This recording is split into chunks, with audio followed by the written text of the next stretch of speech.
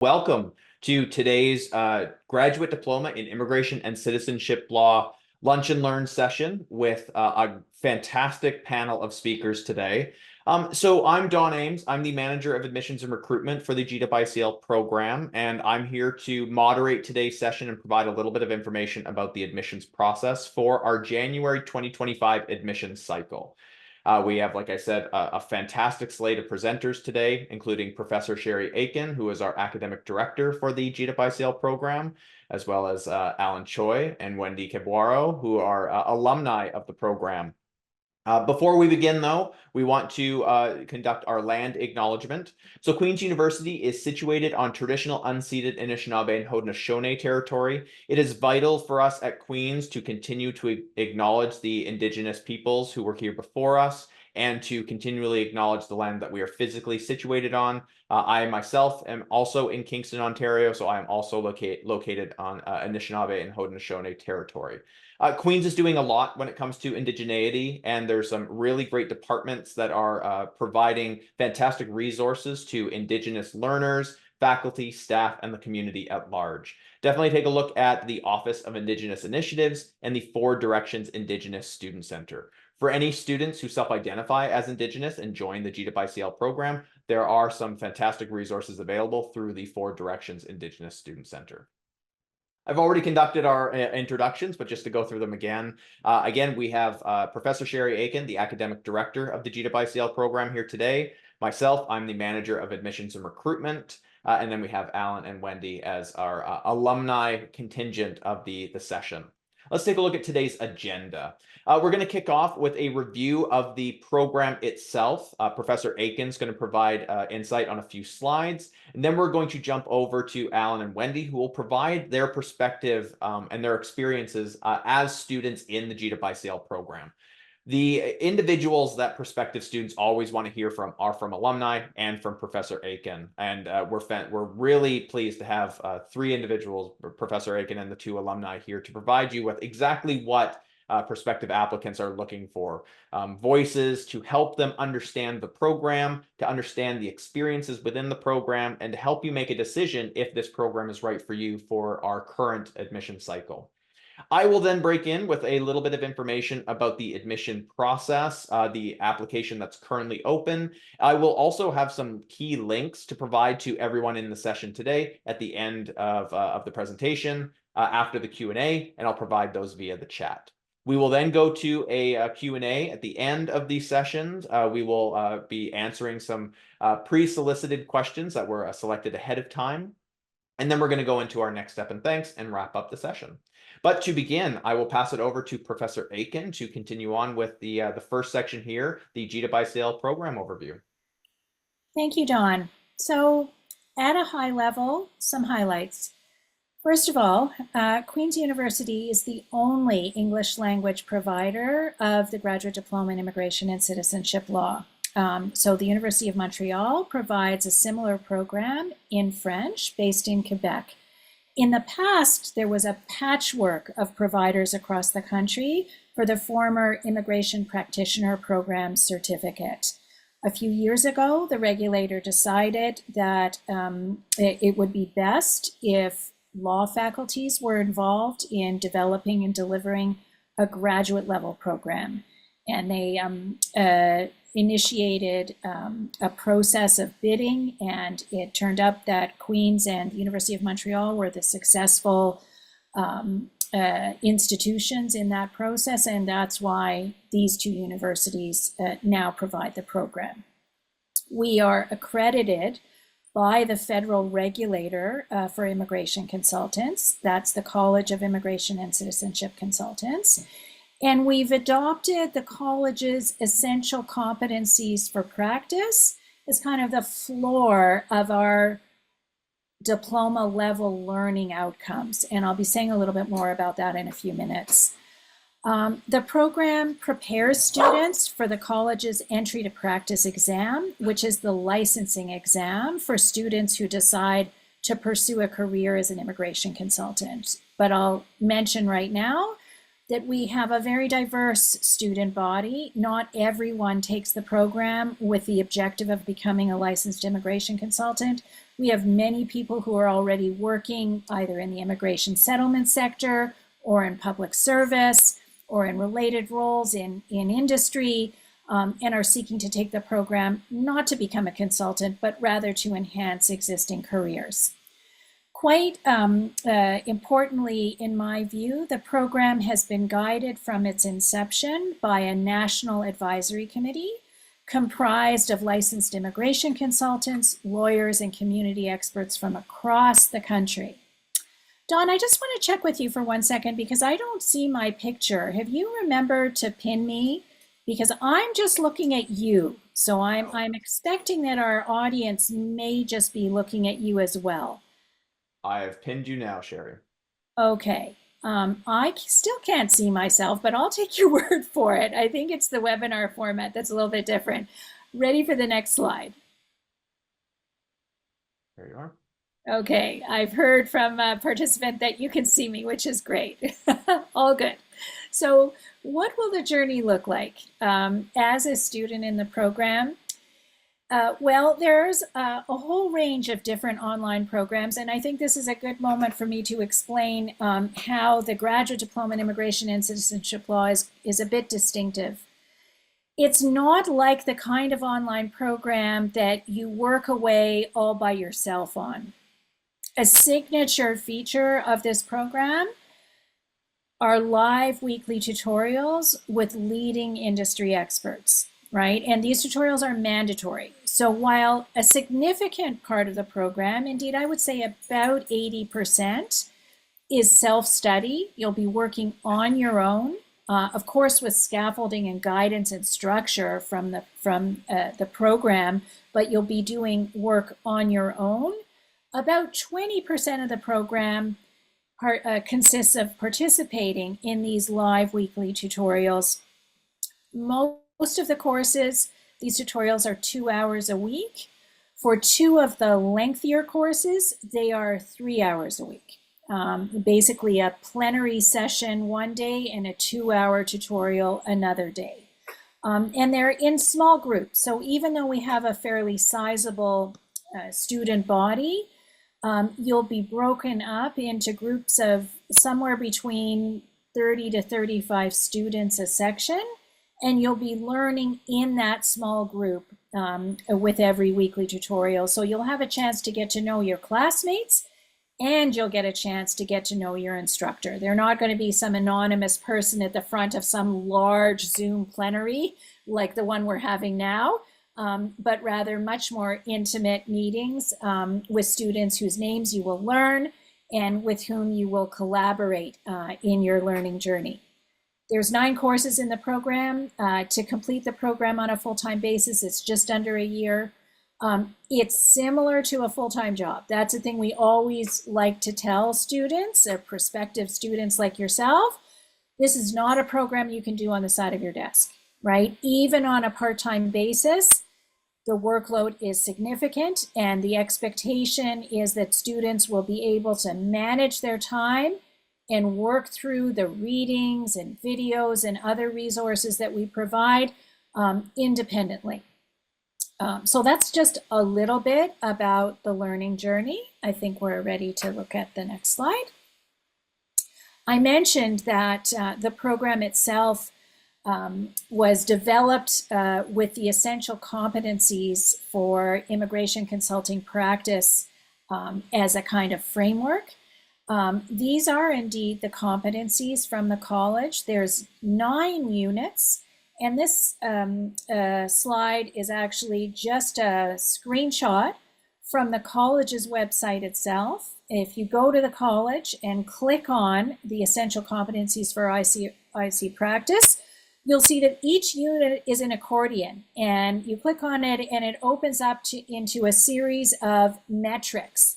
What are the criteria for foundational knowledge? How do we know you've achieved them? All of that is laid out in great detail by the college. For our purposes, we have translated these competencies into learning outcomes. And in the syllabus of every course, you'll see a list of the key learning outcomes we've identified for that course. And we continually reinforce, not just the content of the course, but why you're learning it and how it relates to practice as a professional. So it's very much a professional training program. It's not theoretical, right? We're seeking to actually bring to you through this program the practical skills and knowledge and values that you need to be an immigration professional, whether it's as a consultant licensed with a college, whether it's a paralegal, whether it's working in some other sector. These are all professional skills and competencies that you'll need for work. So that's the kind of framework. Ready for the next slide. In terms of the courses, one thing I want to emphasize is that these courses are presented like a ladder, not a buffet.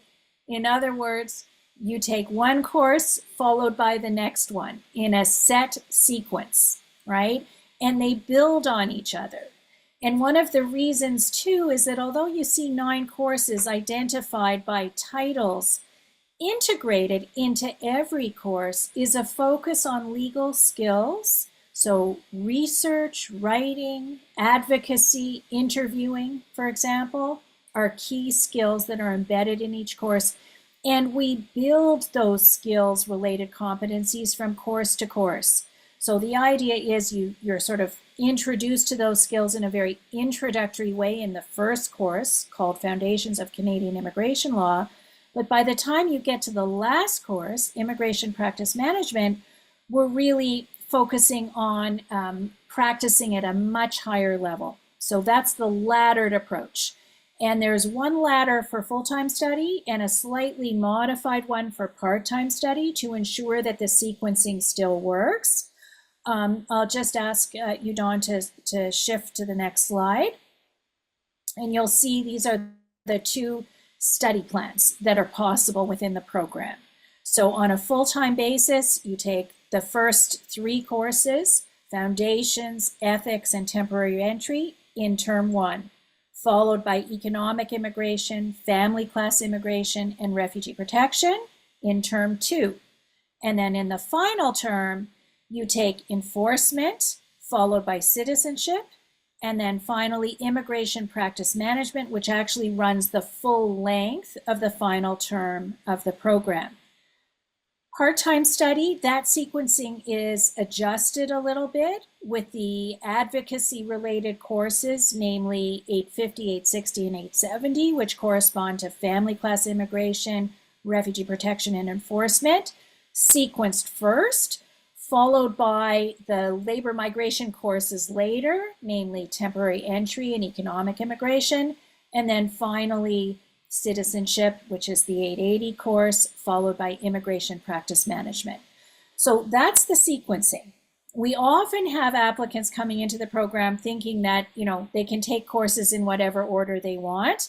And I'm here to tell you it doesn't work that way. Not because we're mean, but rather because baked into the design of the program itself is this laddered approach to the teaching and assessment of legal skills. And that's the reason we have this sequencing. So not a buffet, think of it as a set menu, but one with a logic all to itself. Back to you, Don.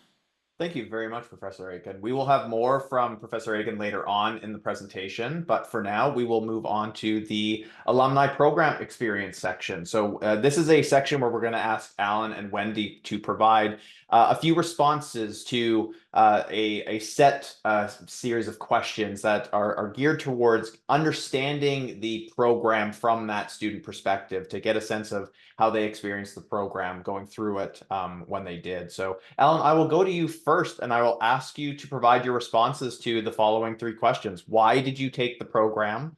What was your experience in the program? And how are you using the knowledge and skills in your current role? Thank you, Don. The reason I took the program was because I had overseas international working experience. So I moved to Canada in 2020, and most of my experiences were working like overseas, but in particular in Asia. I think working in the field of immigration, having that overseas experience is always an advantage, because like most of your clients will be from overseas, and you can relate to that experience, and you can relate to what was like living outside, and then having to move to Canada. And so that's one of the first reason why I took the program, because I think from my background and my profile, I think that's something I can bring to the table. Second reason I took the program was because immigration was a growing business. I think it still is. Canada has been famous like internationally for having a very open immigration policy, and there are like temporary or applications or work permits, study permits, or PR applications, like in hundreds of thousands every year. So and the industry is very dynamic. So I think this is a good industry to work in. And that's why I took the program, and I wanted to be an immigration consultant. My experience in the program. Obviously I learned a lot. I am always thankful of what the program has taught me, and it really sort of springboard me into the career that I'm having right now. If I can sort of pinpoint a few like things that I really, really remember and is special to me, I can talk about two things, I think. The first one would be the teachers, the professors. I think they are very experienced, and they are very willing to teach. So, beyond the curriculum that, a Professor Aiken just talked about, I mean, they gave you a lot of practical experience and their own personal experience on how to deal with certain cases or certain types of applications. The mistakes that they've made, they were also very open about it. So, you can, you didn't have to learn the hard way. And they're very helpful. I think most of them are willing to keep in touch after the program. So there's a great opportunity for me to also build my network in the industry. So I think that's the first thing I can talk about. And the second point that I think it was very memorable for me is that the program was designed in a way that it taught me not just the requirements of a certain application or the eligibility criteria for certain types of application, but it taught me the background, like why certain immigration laws were drafted, what was the intention, what was it trying to do back then, and what purpose is fulfilling now. I think that really helped me, especially like in the past few months. There's so many changes in immigration. The eligibility criteria or the application requirements can just change overnight, or certain program can be just like deleted overnight. So there are just so many changes. So I think understanding the background, the history of why the laws were designed, were drafted, helped me to sort of navigate all these changes and have a like a sustainable career. And the third question about the knowledge and skills, how am I using it in my current role? Again, beyond the application requirements and whatnot, I think there are two that I'm using like on a daily basis, and it really helped me. The first one would be writing submission letters. I think this is likely one of the most value added, if not the most value added item you can bring to a client versus, a client doing it himself or herself, is to, like showcase all the key points. And, if there are any issues that you want to talk about, you can also address this in the submission letter. You cite the law of why the client is eligible to apply for a certain application, and you sort of present the evidence in support of why the application should be approved. So I think this and the writing, the feedback that you got from the program is great. So these are practitioners that are very experienced, and they can give you very specific feedback on how to make certain things better. I think that is something that I'm using every day, and that's very, very useful. And second point would be legal research. You never know everything about immigration law. So like if you got a question from somebody, or if you want to look into some specific like nuances for a certain application, you always have to do like your own research, your own legal research, like case law, ILCC guidelines, operation manuals, and all these things that you need to dig out and find what would be a strategy or an answer to a client. And I think this is very useful for me. So this will be sort of my answers to the questions. Excellent. Thank you so much, Alan. Wendy, I will ask you to provide your insight on the same 3 questions, please, by all means. All right. Thank you, Don. And thank you, Alan. That was fantastic. Hard to beat that following such a great presentation there. So thank you. And hi, everyone. I guess, for me, one of the my main reason for joining the program was really around augmenting my own career today and boosting my role in the organization that I am in. And so I work within the framework of public health. And of course, following the pandemic, as an employer, we're grappling with the issues of securing the talent that we require to do the work that is expected of us. Public health wasn't really on the radar before. Now it really is. And it comes with a lot of expectations, both from the federal, the provincial governments, and also the public. And so there's a lot of myths around how you bring people into these positions.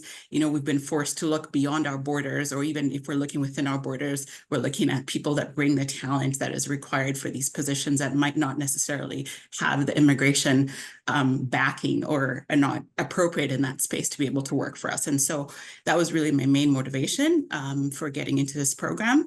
And I've never regretted it, and just really grateful for that. And so the program itself, as an experience, I'll be very honest, it was humbling.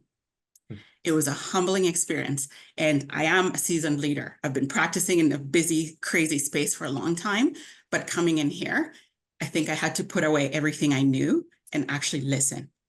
Listen, you're learning from the best, you're hearing the best, and you're getting insight into, again, busting those myths that, on the surface, we see all kinds of things, but here you're actually being taught what the real deal really is. And you're learning, again, as I keep saying, from the best. And so through this program, intense as it was, I think it was an opportunity for me to grow personally and professionally. And I'd say it was an opportunity to interact with other students in this program, because you're going through at the same time. And as we all know, we all come in with very varied levels of experience into the program. So it's also really good to hear from others what their experiences are. And by the time you navigate these classes and get to the end, like looking at the growth and the journey that you've also done is also quite impressive.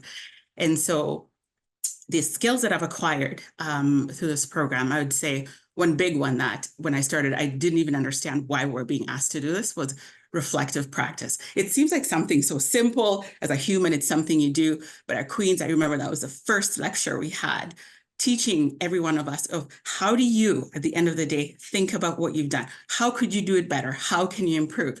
And for me, it is standard in how I do this. This is a practice and something that I learned within the program that I use in my day-to-day leadership, and something that I can swear by just in being successful in what I do. And again, as we continue to navigate the shortages of staff, of the different changes that we're having in the environment around us, it's been really, really helpful to understand the immigration framework, which prepares me as a leader to sit at those provincial tables, to have conversations with the colleges for the professions of people we're trying to bring in, and just kind of mitigate some of those gaps. And so with the expertise that you have, and the training that we have at Queen's, I feel very privileged and actually very strong as a practicing RCIC outside in providing that guidance and support, and then also leaning on a bigger network, because you do come out with your network once you're done with the program. It's also pretty awesome, because you're not alone. You're really not alone. And then you can always reach out. I never even understood this, but we can still reach out to our professors, even with an email, and just ask a quick question, because they're practicing as well. And I mean, what greater privilege is there versus, trying to struggle on your own? So I think there's lots to learn in this program. And just by virtue of you all showing up today to even have this conversation is a huge step forward. Thank you. Yes, come on. Thank you so much, Wendy. Greatly appreciated. So you can get a sense from what individuals are talking about with what Wendy and Alan have said, that there's a lot going on with this program. Obviously, what Professor Aiken has provided, this program is extremely well designed and helping individuals really understand what they're experiencing in the immigration and citizenship ecosystem. So let's talk about real briefly about how you can gain access to this program. And this is my section here. There are quite a few webinars that I host in regards to the admission criteria for the GDipICL program. I'll be hosting webinars throughout the rest of the month of July for the winter 2025 admission cycle. But here's just a quick taster as to what you should be looking towards in regards to, are you eligible for the program, and is this program right for you? The admission criteria for our program is based off of undergraduate studies. We are a graduate level program at a pretty prestigious Canadian university. So our main and primary admission criteria is a completed undergraduate degree with a B average. So that's the number one focus. You should be thinking about your previous post-secondary studies and submitting all of your transcripts from all previous post-secondary studies, both undergraduate and graduate, college level, CEGEP for those who come from Quebec, and providing those for our assessment with the application.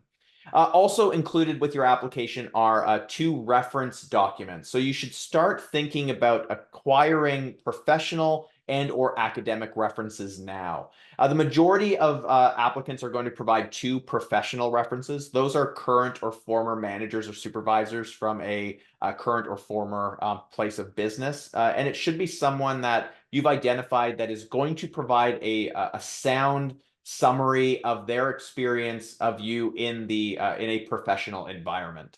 Start gathering that information out, contact referees so that they are aware that you'd like to utilize them for the process. And when it comes to actually entering in their contact information into the application, they're aware of what's being asked of them and that they'll return their documents in a timely manner.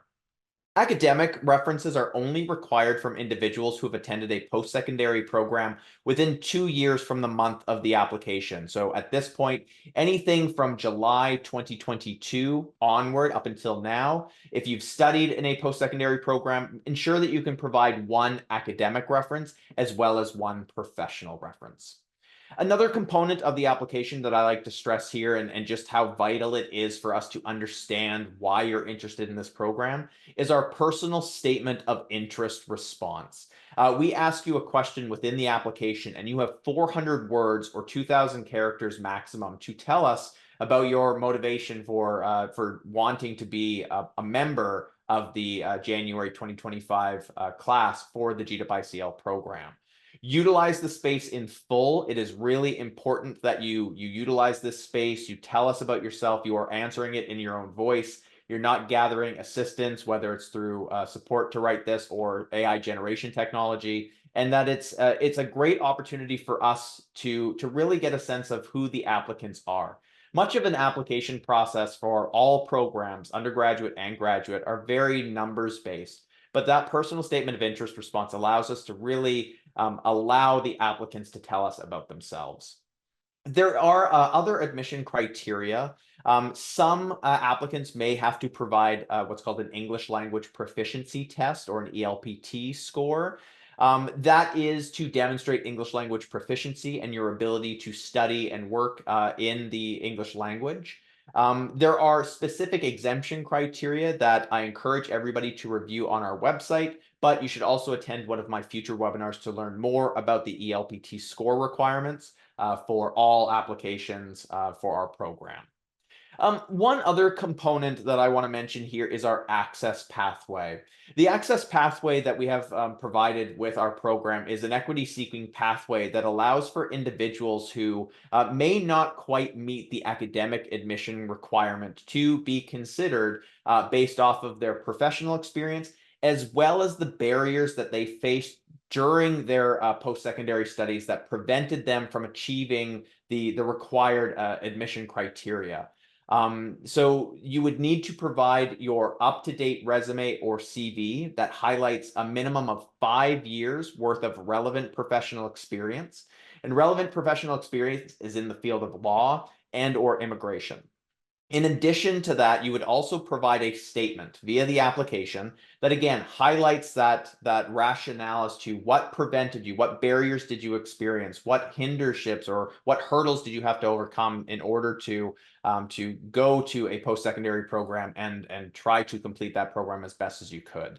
It's not a pathway for everybody. There are specific criteria around those who would apply via the access pathway, which is why we encourage individuals to think about their bachelor's degree GPA. And if you don't think you meet that B average and you don't have that equity-seeking lens towards the access pathway and the 5 years of relevant professional experience, think about ways to improve your overall GPA, such as attending the Queen's University Certificate in Law program. It's a 4-program, completely online, part-time undergraduate program that will assist in bolstering an overall GPA at the undergraduate level. More information about the Certificate in Law program is available via the Queen's University Faculty of Law website, and I will provide links to that at the end of this session. But let's talk just about the current admission cycle that is open. We're here to talk about the January 2025 admission cycle, the application for which is now open. We accept both full and part-time applications for this admission cycle. And again, I encourage you to learn more about the program by either participating in future webinars. There's a Linktree link available via our admissions website up at the top bar with registration links to all of my future webinars, of which I believe I'm hosting another 9 for the rest of the month. Also, take our self-assessment. It's a brief survey that allows you to understand the program better, allows you to understand what students are what's required of students within the program, and just to get a sense of if the program is right for you. You're here today hearing from Professor Aiken, from alumni of the program. This is a great step forward towards thinking about whether this program is right. But really make sure that if January 2025 is your starting point, you are completing your application by the end of day August 1st. So a few weeks still to complete your application. Just make sure that you are taking the time now to acquire your documentation, think about the application in full, think about how you're going to proceed with it, and making sure that you're submitting your application before the end of day August 1st deadline.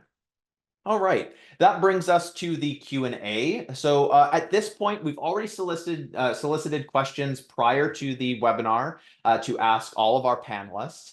Additional questions we will be answering in future webinars. So like I mentioned, any of the webinars that I host on my own that talk generally about the admission criteria and the application process, we have a lot of great Q&As or questions that are brought out there. Also, I do live Q&As during those sessions. If you have anything further that you'd like to ask my admissions team, you can contact us at immigrationdiploma@queensu.ca. Now, we don't provide pre-assessments. We're not going to be able to assess documents or take a look at transcripts ahead of time, but we can provide answers to those general inquiries that maybe will help you in thinking about if you want to apply for the January 2025 intake. But to begin, I'm going to first ask Professor Aiken to join us again to answer the questions here that we have on the slide, starting with Professor Aiken. Can an RCIC live and work abroad?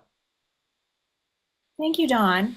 Yes, indeed. As an immigration consultant, one can live and work pretty much anywhere, but one is required as a licensed consultant to maintain one's active status with the college, and that includes on an annual basis completing professional development, continuing legal education seminars to stay up to date. And it also includes reporting to the college. There's an annual detailed report that the college requires.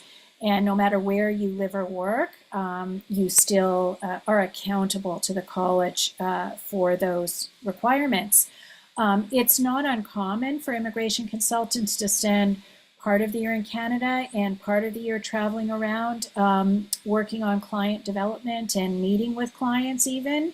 But I will say that increasingly, people are conducting their work through video conferencing technology. And whereas, 10 or 15 years ago, it was not uncommon for people to travel in order to engage in client development, that's not necessary now because people have websites, prospective clients can contact you from anywhere. And so the amount of actual work-related travel that's required has been reduced in the last few years. But it is to say if somebody doesn't want to live in Canada and wants to live somewhere else, this career is flexible. Excellent. Thank you very much.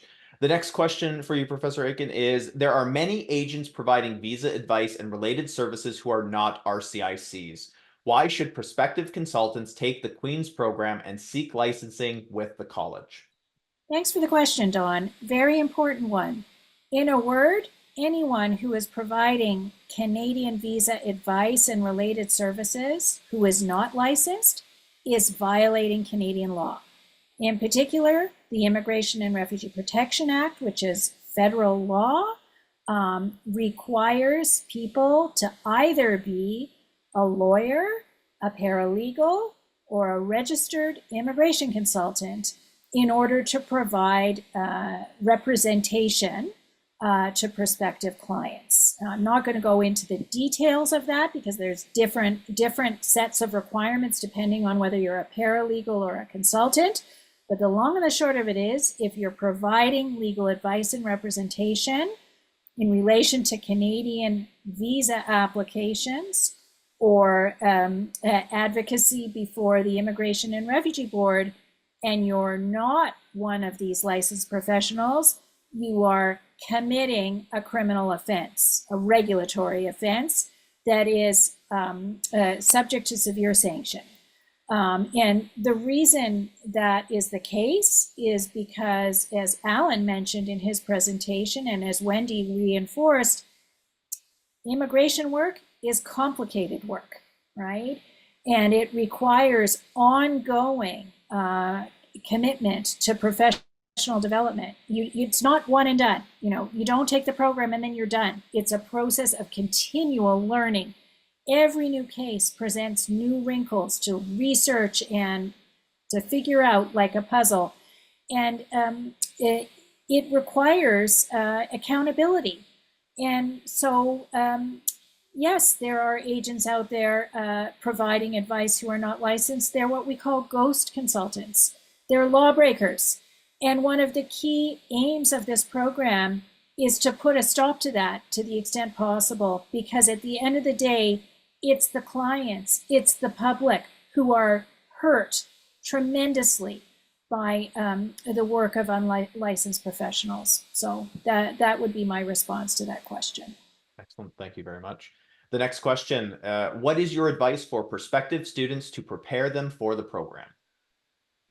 Well, I think I'd focus on two things, and I'm sure our alumni will have some other things to add into the mix. The first one is online learning is a very distinctive type of learning. It's not like being in a classroom, right?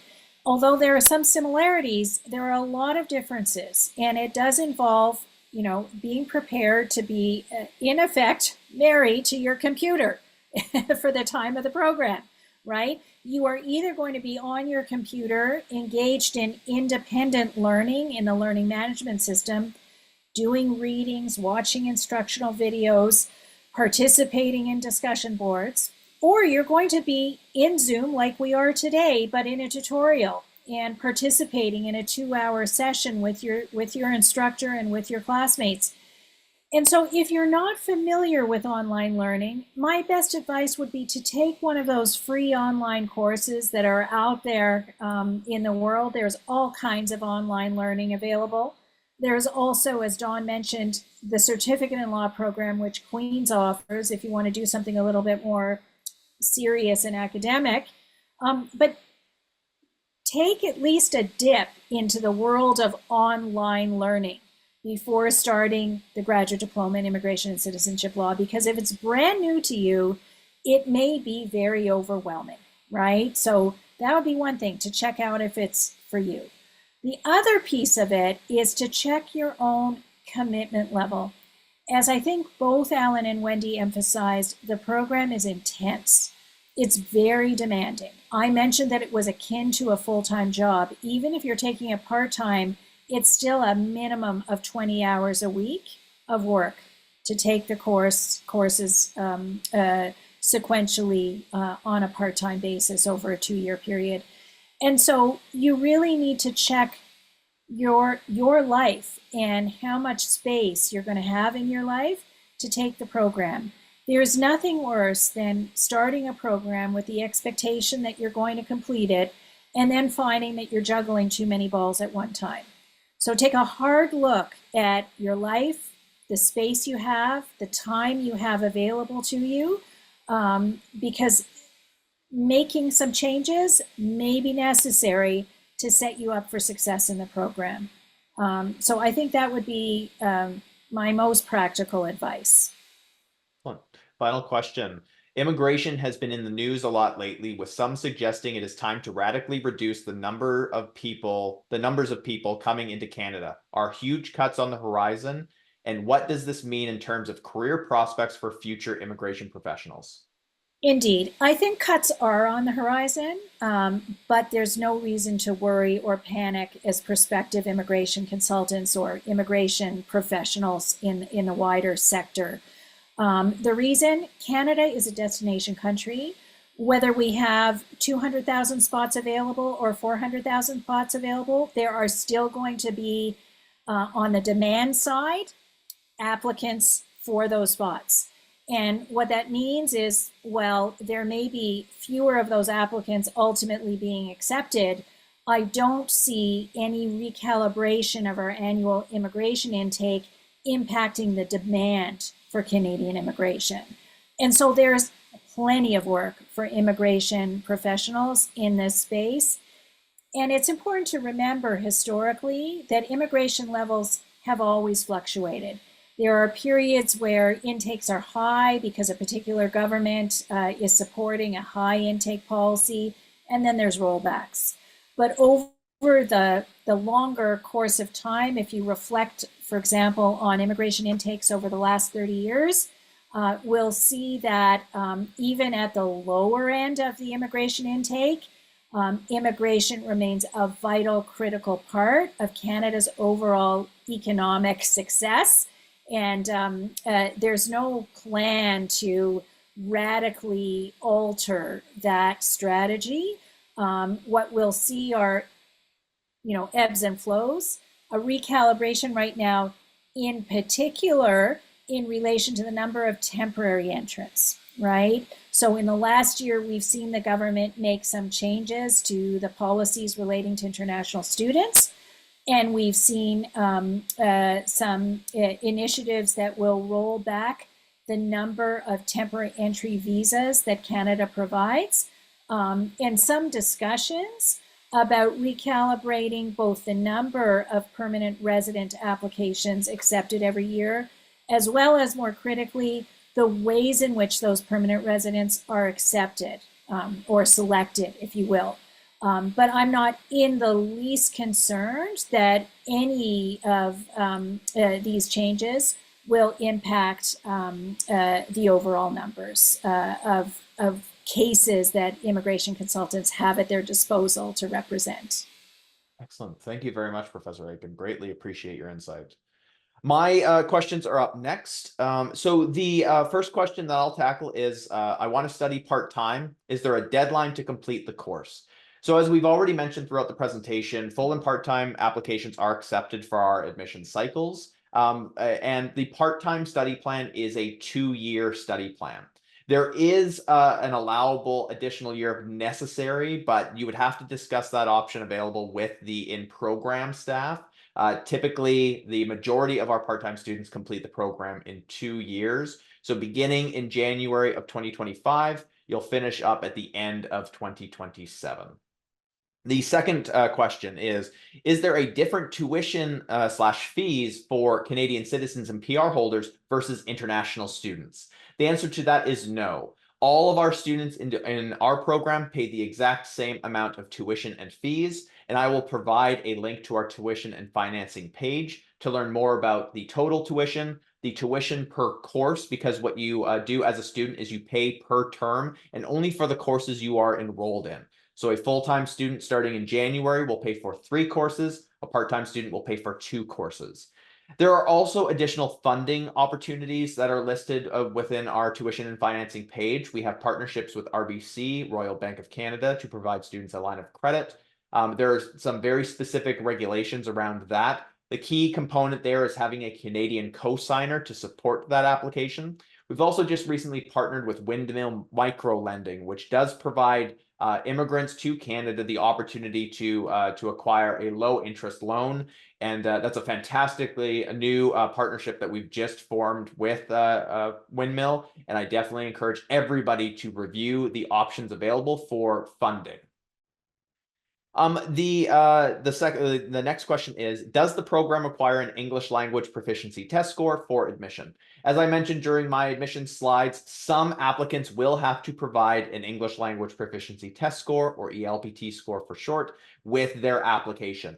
This is a part of the admission review process. This is not something that you provide at a later date or during your time in the program. We also don't provide conditional offers of admission based off of the requirement for an ELPT score. So please ensure that if you don't meet our exemptions, which are listed on our admissions webpage, that you are providing an ELPT score with the admission during the admission review process by our document deadline, which for January applications is September 1st.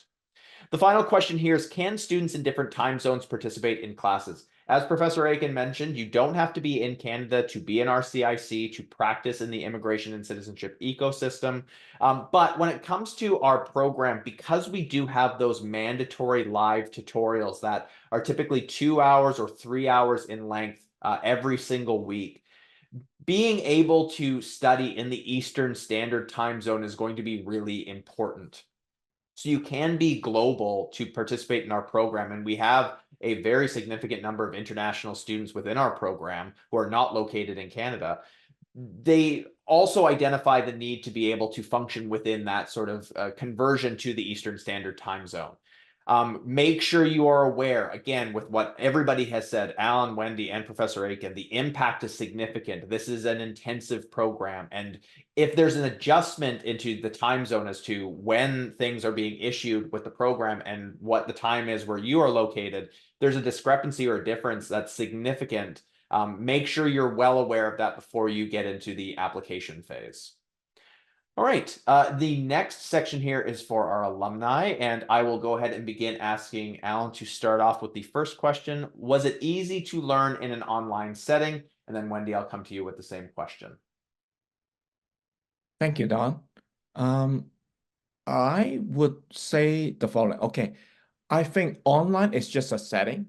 Like it's a platform, like you have to do Zoom, you have to, do a self-learning, like as per, the university's online platform is designed.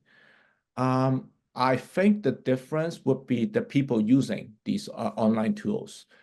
For example, for Zoom, I had a great experience because everybody was engaged, like from the instructors to my peers, and we're all very engaged. So the tutorials and the lessons and the Zoom meetings that we had, I learned a lot from it.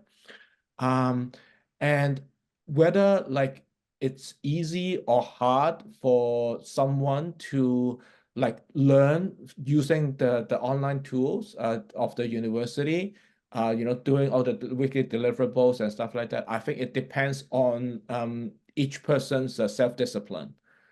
Because you're not forced to attend certain classes at a certain time, or you're not forced to read certain things like before a certain date. You have to plan your time accordingly, and you have to sort of organize yourself so that you do all the readings and do all these deliverables. as per, the expected progress of the program. So if you are able to do that, then, I don't see any issues. Excellent. Thank you, Alan. Wendy, I'll ask you the same question. Was it easy to learn in an online setting for you?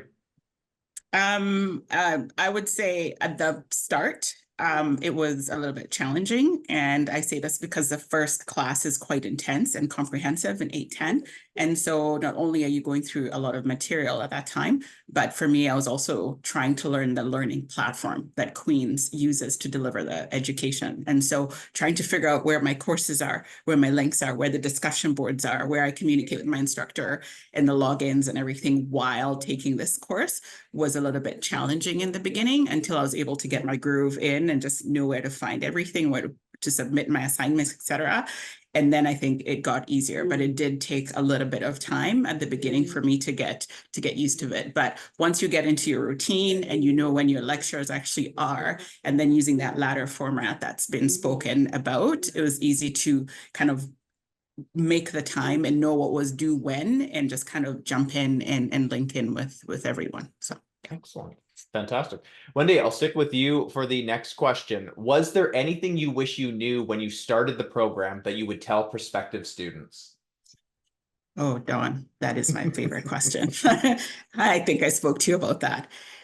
Do not underestimate the commitment that is required in this program. Doesn't matter what you do today. And I've always thought of myself as somebody who can juggle a million things at once, but I was humbled by this program. And the reason I say this is there's so much that comes at you. So it's really up to you to decide what type of experience you want to have in this program. Do you actually want to, it's never going to be quick and easy. Let's just put that out there. But do you want to actually learn and retain what you're learning? Or do you want to always be firefighting and chasing the next assignment and running late, etc.? So you really have to recognize that when they say this is a full-time commitment, it is a full-time and plus commitment. And Professor Aiken was very generous in saying at least 20 hours. No, I think it was more than that, going on a full-time basis if you're really doing what is required of you. So cannot reiterate enough. Make the time to learn. And then the other piece to this is also, as Professor Aiken, I said again, you're going to be spending a lot of time in front of the computer. So my question back to you is, how are you taking care of yourself when you're sitting down for many hours during the week in front of that computer? So what are you doing for your physical health, your mental health as you're taking on this course? Because you definitely have a family, you have bills to pay at the same time, or these other things. So just really recognizing that when you're going in, it's not simple, but it can be a better experience if you really go in eyes wide open. Excellent. Thank you, Wendy. Alan, same question to you. Anything you wish you could tell former or to incoming students what you had kind of experienced during the program? Yeah, so I have a similar point with Wendy. And I think Professor Aiken also sort of mentioned it. I mean, the first point I would say is, you would need commitment and dedication and perseverance if you want to strive in this program. But I think people talked about it. I'm not going to just repeat that again. But I want to share, like, it's the reward. So like if you put in the hours, you put in all the work, I think it will really help you once you become a licensed immigration consultant, that you have the foundational knowledge. Obviously, you have to keep learning as everybody else is in this industry. You have the foundational knowledge to handle like questions from clients or any type of immigration conversation that you might get into. And like, because once you start practicing, you have to carve out time to learn, but like it's not like you can spend half an hour, like 1 hour trying to figure out an immigration program, like when somebody's asking you a question on the spot in a cocktail party. So like you having all this foundational knowledge is really essential for you to sort of make sure you're ready, when you get your license. And I think that is sort of the reward of, putting in all these hours and putting in all this work during the program so that, you have the competency, once you finish the program, you graduate from the program and you become a licensed immigration consultant. Excellent. And the Alan, second oh, point, sorry, continue. Sorry, sorry, please. the second point I would say is for me personally, because like I was new in the industry, I never have a legal background. I never worked in immigration, so this is a career change for me. I think networking and like is essential in this program for me. So get to know the professors and get to know all of my peers. Like I was in a very close, like small and cozy cohort, so we are all good friends. I have very close connections with them throughout the program, and until now, like we keep in touch very, very closely. So that is also very helpful for me to have my network. Excellent. Alan, I'll stick with you for the next question. What was your favorite course? Well, I like all of them, but if I have to pick, well, probably refugee and enforcement. Those are my favorite because they are sort of open-ended. Excellent. Wendy, same question to you. What were your favorite courses? I'm going to have to agree with Alan. And I went in with the pre-conditioned mind that I was not interested in doing anything with refugee work because I just think it's complicated and everything. And so I just was going to do the class because it's part of the program. But I'd say it was my absolute favorite class and everything just made sense. It just made sense and it just flowed. And that was an amazing experience. So I would say refugee and enforcement as well. So Fantastic. Let's go to the opposite of that question, and we'll stick with you, Wendy. What course was most challenging, and what resources did you use to overcome the obstacles? excellent. That my most challenging course actually shocked me. Being in healthcare, our bread and butter is ethics. So my framework and how I've grown up in healthcare is around the ethical framework, like the world of ethics. Taking this class, I really struggled with the ethics component. And the reason being, you're looking at it in a different way. You have to really think about it because of the impact of the work that you're doing and who you're impacting and the regulations around it. So I found that really challenging. And this is where my reflective practice kicked in, where I did have to step back, throw away everything I knew and not assume, and actually listen to what was being shared in this class and using real life examples as part of our learning. And so I did work in small groups. I reached out to my instructor several times to work through that. But I would say even as we navigated that right through, ethics runs right through every single class that you do in one way or another. I could see the value of it when I took the RCIC exam because it's a huge component to that as well. Excellent. Alan, final question to you is the same. What did you find to be the most challenging class, and what resources did you use to overcome the obstacles?